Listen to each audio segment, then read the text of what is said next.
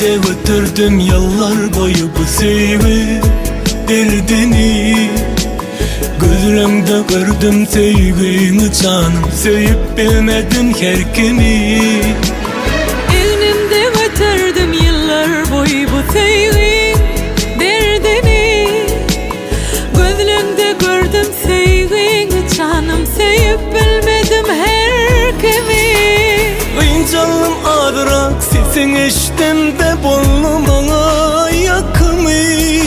Ağlattı yedim seni de beni de bu sevgim hükmü.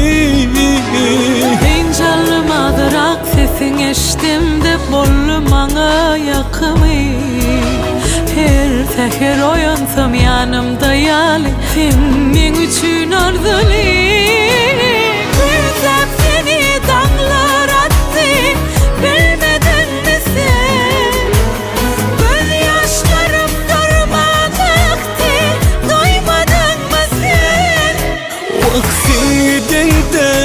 Min borçumu görmedin mi sen? Bu ayrılık üstümden bastı, duymadın mı sen?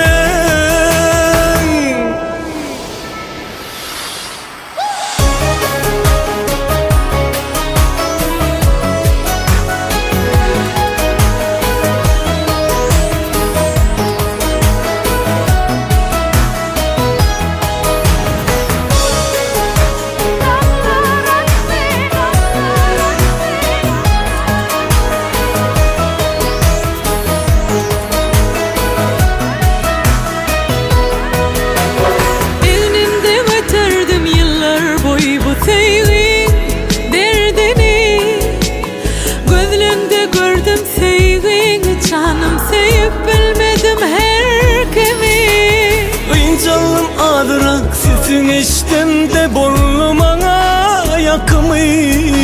Her seher oyansam yanımda yali, sen benim için arzunu. Canım ağırak sesin eştimde bollum ana yakımı. Her seher oyansam yanımda yali, sen benim için arzulu.